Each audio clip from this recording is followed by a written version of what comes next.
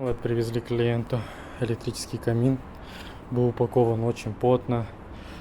Скотч, мешок, водопроницаемая пленка. Снаружи обрешетка. Двойной слой коробки. Вот коробка. Вот коробка. Пенопласт этот. Здесь, смотрите, такой слой пупырки. Пенопласт. Индивидуально все упаковано. Все четко.